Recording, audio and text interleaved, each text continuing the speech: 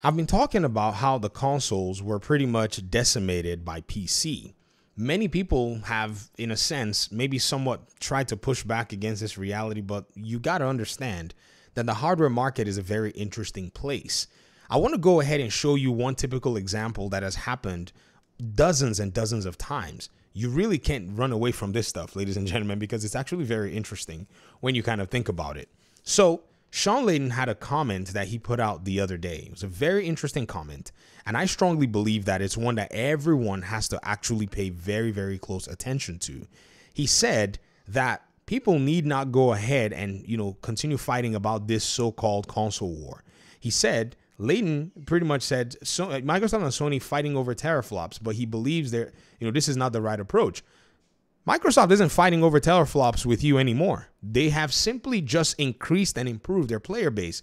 It's PlayStation that's over here bringing out a PS5 Pro at a premium price point, which to me doesn't make any sense. I mean, if you want to buy it, I'm not attacking you. I'm just saying that what Layden is saying doesn't apply to Microsoft anymore. However, they did kick the new generation of consoles with that 30-something teraflop talk that they did at the beginning. He said instead he wants to see game companies compete on content. Microsoft already beat PlayStation on content. What are you talking about? You should be talking to PlayStation because he believes video game consoles have reached the ceiling. Well, we've been trying to tell y'all for a long time, but some of you don't listen. He says the real winner of the so-called console war, Layden said, is AMD. The company's chips help power both the PS5 and Series X. Looking to the future, a recent report says Sony will partner with AMD once again for the PS6 after Intel reportedly courted Sony for the deal. Today's video, what I'm going to do is I'm going to show you this particular paradigm. This is how AMD does it. They will literally make a very beautiful device, CPU or GPU, and then immediately after, or almost immediately after, they'll launch a better device at a similar price point. Do you know what this does? It, number one, cannibalizes their sales of the, in quote, premium product that they had made.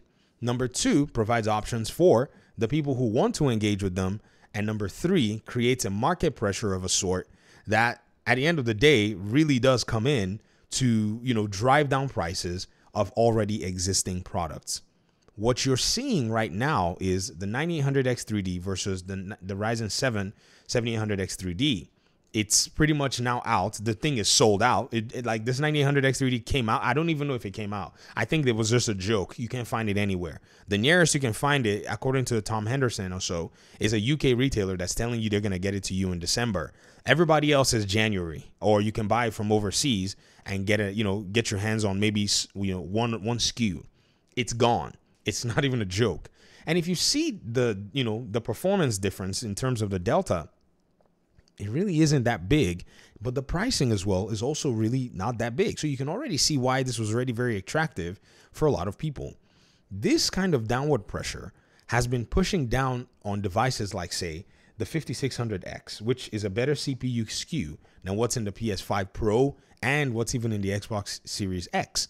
They are, the Xbox Series X is a 4800. That's the CPU in there. And if you go by the numerical standard, you're going to notice that, okay, the numbers keep going higher and higher the more powerful those CPUs are. So right now, the 5600X you can buy for about $131. Look at it right here on Amazon, 131 bucks. The 5600 is also better than those CPUs. You can buy a little less if you find it. And then the 5500, which is just as good in many cases, if not basically, better. I mean, the 3600 is the previous generation to it. That one also beat the Series X CPU, but the 5500 is actually slightly better than that. It's about $84. This CPU started at somewhere around $150, close to $200 when it first came out. But because AMD is now not only, brought another generation, but continues to do the same thing, you can see the price points going down and down and down. It happens even in the GPU side. With the 7900 and the 7000 series in the Ryzen family, GPUs like the 6750 XT, which is pretty much what I think is, you're going to see in terms of raster power. Even in terms of raster power, I don't know if the PS5 Pro can actually touch this. You can see it for $299. You can see it for $319, and in some cases, $308. I have this particular one right here, the QICK319. It's the one I used to build my console killer that I've basically been telling you guys about. If you're ever thinking about getting a gaming PC Forget all those people that say you have to spend $2,000 to get close to the console. That has got to be the most asinine lie that anybody believes. Why? $2,000, you're already on the 9800X3D. It's a $500 CPU. Buy yourself a $600 GPU and stay there. That's $1,000. You spend $500 with the other components. You get yourself a machine that will eat even the next generation of console, because they're not making these CPUs and putting them in the PS6. That's not happening at that price point. Who knows? Maybe console, advancements would have probably progressed way further, and then this would probably be, the crap because now it's the best thing. And remember, the best thing back then was the 5800X 3D. Now AMD is dialing into its 3D it's a 3D V cache or whatever the heck they call it. And now it's pretty much taking gaming to a whole different dimension. Intel is nowhere in the chat. Like they're gone. And like they're just like sitting there watching, AMD pretty much blaze a trail above them. This particular paradigm in terms of the business setting actually has made a very big difference. And AMD constantly driving these prices down by bringing out better, more powerful, products in the mid-range category is pretty much what I think the extension of what Sean Layden is saying. He didn't say that. He's just talking about AMD pretty much being the one that makes the chips and the architecture that these consoles run on.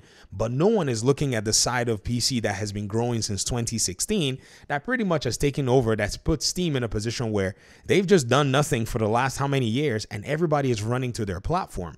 It's simply because these console advancements can't keep up to the PC, and more PC players are getting access to much better devices at much better prices.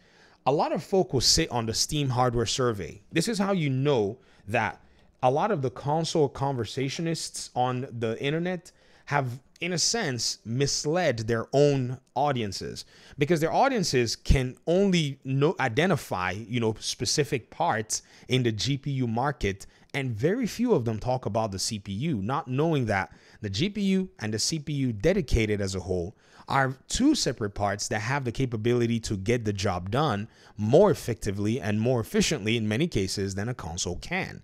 So many of them will come to the Steam hardware survey and say, hey, about 30, most of the, PC gamers are using old crappy, GPUs. They're using 3060s and 2060s.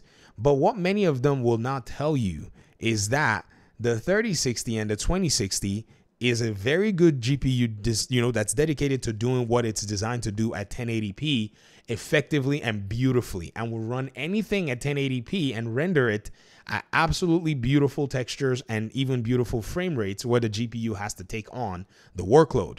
But the one thing they're not talking about is the CPU. The CPUs that are actually being cited range from many categories. And even with the CPU cores, a 6-core desktop CPU will outclass the console CPUs. And AMD understands this and has driven the market to a point where these desktop CPUs are basically being given away. Like AliExpress, you can buy the 5600 for $50, guys. 50 freaking bucks if you look hard enough with bundles and stuff.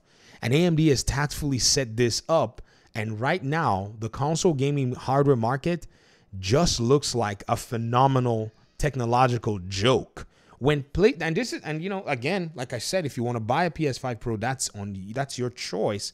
But just realize that for those that continue to make it seem that impressive, it is absolutely not. It's like literally bringing a calculator to me and saying, oh, this is actually as cool as the iPhone. And I'm laughing going, what? Or it's as cool as, your Android phone.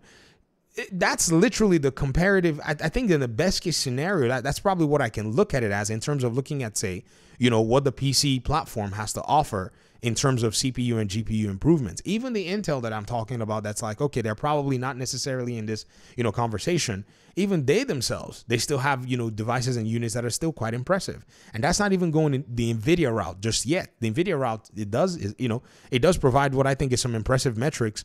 But at the end of the day, you gotta think about what Layden said. So for those of you who play on console right now, I say, man, perhaps it may be time to start, looking at the PC pipeline. You may or may not want a PC. That's your choice. But at least do a little bit of research. I think it's going to be interesting what you find, because I've seen a lot of people say, PC just doesn't work for me.